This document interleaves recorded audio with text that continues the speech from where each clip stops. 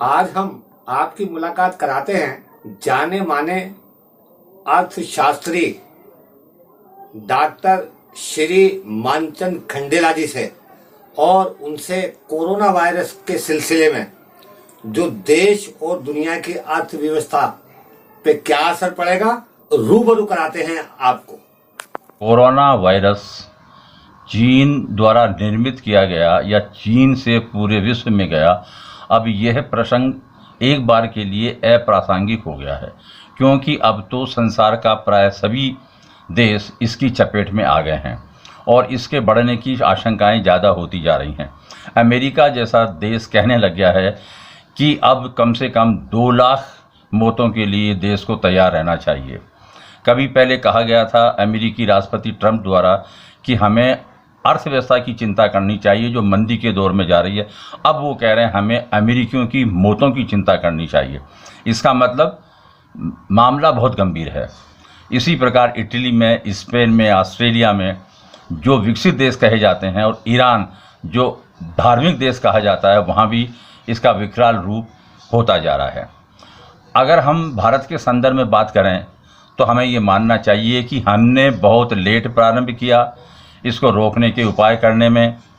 हमने विदेशियों से आने वाले 1 लाख से अधिक जो प्रवासी थे हवाई मार्गों से आए, उनको हवाई अड्डों पर चेक नहीं किया। अब पूरे देश में वो वायरस को फैलाने में लगे हुए हैं, लेकिन हम कुछ नहीं कर पा रहे हैं। सरकार के पास में खजाना खाली होता जा रहा है। वो इस बात से पता लग रहा है कि राजस्थान जैसी राज्य सरकार कर्मचारियों के वेतन और भत्ते कम कर रही है या अवरुद्ध कर रही है। कुछ राज्यों के मुख्यमंत्री तो यहाँ तक कहने को मजबूर हो गए हैं कि अब जनता को आधी रोटी खाने के लिए तैयार रहना चाहिए। भारत सरकार के पास में इस प्रकार संसाधनों की कमी है, उसको दूर करने के लिए पीएम रिलीफ फंड के स्थान पर पीएम केयर फंड बनाया गया है। इसका मतलब सरकार भी यहाँ पर कुछ ना कुछ खेल खेल रही है। पीएम रिलीफ फंड सीएजी के नियंत्रण में आता है और केयर फंड सीएजी के नियंत्रण में नहीं आता है, इसलिए स्वच्छंदता उसको प्रिय है और स्वीकार्य नहीं है कि जनता की सेवा की जाए। दूसरी बात यह है कि 1000 करोड़ रुपए, 500 करोड़ रुपए डोनेशन देने की बातें की जा रही हैं उन उद्योगपतियों के द्वारा, व्यापारी घरानों के द्वारा जिन्होंने लाखों करोड़ रुपए के ऋण बैंकों के नहीं चुकाए हैं। अब ये हमारी भारतीय संस्कृति नहीं कहती है कि ऋणी होकर आप दान करें। यहाँ महत्वपूर्ण बात यह है कि इस दान का मतलब क्या है। मतलब केवल इतना है कि पहले से जो कुछ ऋण उनके माथे पर हैं उनमें 1000 करोड़ रुपए या 500 करोड़ रुपए के ऋण और हो जाएंगे। आखिरकार इसका खामियाजा किसको भुगतना पड़ेगा? बैंकों को। बैंकों को खामियाजा भुगतने का मतलब है पूरी अर्थव्यवस्था को। सरकार पूरी तरह से घोषणाएं कर रही है सब कुछ देने का, और बैंकों से ये कह दिया गया है कि 3 महीने के लिए आप किसी भी प्रकार की जो किस्त है वो नहीं लें। लेकिन आखिरकार क्या होगा? आखिरकार बैंकों के पास में पैसा आ नहीं रहा है और खर्च करना पड़ रहा है। इसका मतलब वह विषम परिस्थितियों में तो आने ही वाली है।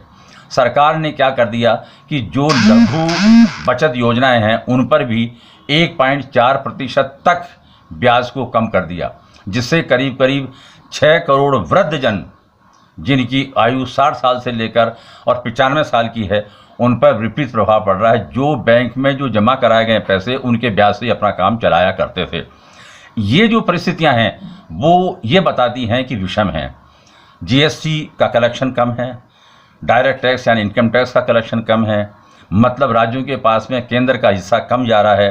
राज्यों की वित्तीय स्थिति पतली होती जा रही है और ये परिस्थितियां ऐसी है जिसमें ये कहा जा रहा है कि हम सब कुछ टैकल कर लेंगे, लेकिन यह केवल ट्रिक है, जनता को छलने की ट्रिक है। अब यहाँ महत्वपूर्ण बात यह आ रहा है कि आखिर किया क्या जाए। किया ये जाए कि जो करीब करीब 10 करोड़ बेरोजगार हो गए हैं प्रवासी मजदूर अपने गाँव में आकर, उनको रोजगार देने की व्यवस्था की जाए। अगर नहीं की जाती है तो निश्चित रूप से उसका प्रति प्रभाव सामाजिक रूप से, मनोवैज्ञानिक रूप से, मानसिक रूप से और राजनीतिक रूप से भी पड़ेगा। इसको मान लेना चाहिए। कृषि एक तरह से लाभ की स्थिति में आ सकती है। क्यों? क्योंकि अब केवल कृषि ही काम रह गया है ग्रामीण क्षेत्रों में।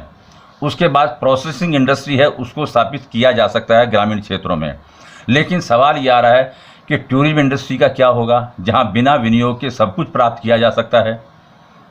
विदेशी व्यापार का क्या होगा, आयात निर्यात का क्या होगा, जो सेवा उद्योग है उसका क्या होगा, जो पहले से ही छोटे उद्योग बर्बाद थे अब उनका क्या होगा। इनके लिए कम से कम सरकार को कुछ करना पड़ेगा और इसके लिए आवश्यक यही है कि सरकार वस्तुनिष्ठ रहे, निष्पक्ष रहे, दूरदृष्टि देकर काम करे और जो कुछ है उसमें भ्रष्टाचार नहीं होने दे और जो पैसा खर्च किया जा रहा है वो वहाँ तक पहुँचे जिसको कि हम टारगेट ग्रुप कहते हैं। अगर ऐसा नहीं हुआ तो आने वाला जो भविष्य है जिसमें अर्थव्यवस्था की जो स्थिति होगी वो वर्तमान में जो कोहर मचा हुआ है कोरोना के कारण वो और ज़्यादा भयानक हो सकेगा। इस चेतावनी के साथ में मैं ये कहना चाह रहा हूँ कि अब हमको वस्तुनिष्ठ रूप से बात करना, काम करना, चर्चा करना, परिचर्चा करना, क्रियान्वयन करना प्रारंभ कर देना चाहिए।